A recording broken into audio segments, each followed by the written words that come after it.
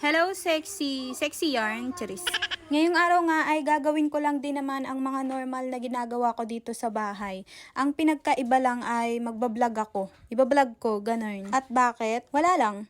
Charot. May bisita nga ako ngayong araw, nakakainis. Kaya naman kailangan maglinis-linis ng bahay ang mga taong to para hindi naman nakakahiya sa mga bisita na yan. Sino ba yan? Sila nga ang kauna-una ang bibisita dito sa amin sa Gentry. Mula nung lumipat nga kami dito, sila ang unang bisita namin. Ano gagawin? Eh di magpapansit, papansin ka. Isa nga rin to sa mga special na tao sa buhay ko. Isa nga to sa mga kapatid ko sa labas. Kaya naman naglinis kami ng bahay tapos magpapansit nga ako ngayon. Syempre, di ba, unang bisita. Ngayon lang naman to. Sa susunod na bisita, sagot na nila yung merienda, di ba? Tanghalian nga sila dito pumunta kaya naman nagluto na rin ako ng chicken curry. Sobra na. Charis. Nauna na nga kami kumain ng tanghalian kasi nga hindi uso ang almusal dito kaya naman maaga talaga kami nagugutom. Kapag ganito nga ay inaagapan ko agad ang gutom ko kasi nga pag napabayaan to sa init ng ulo talaga ang punta.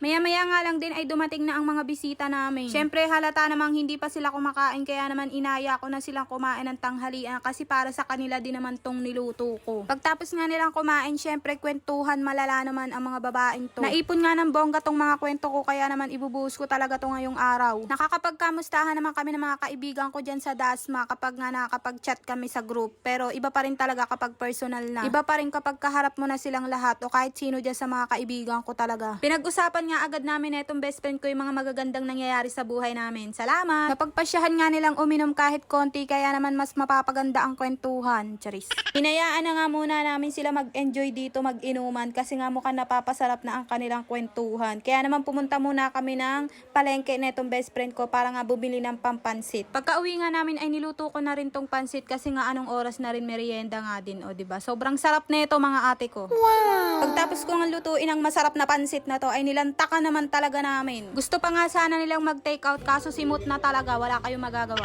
Pagtapos nga namin kumain ng pansit ay may lakas na kami magchismisan. Charis.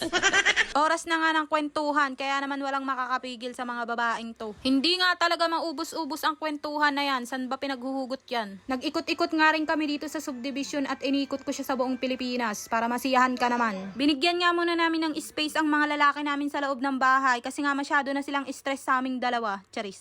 Inaya ko nga rin yung mga kaibigan ko sa Dasma. Shoutout nga kay Vanessa, kay Daisy at saka kay Joey. Kaso nga hindi nga sila makakapunta kasi nga walang service. Tas maulan pa, nakakaawa naman kung magkukommute sila. Eh may mga bata nga ni. Madilim na nga nung natapos na sila mag-inom at nagkaayaan na nga umuwi kasi nga gabi na. Malamang, madilim na talaga. Hindi ko na nga na-videohan kasi nga nadala na naman ako sa kwentuhan. Lagi na lang. At hanggang dito na nga lang muna ang video natin for today. Salamat!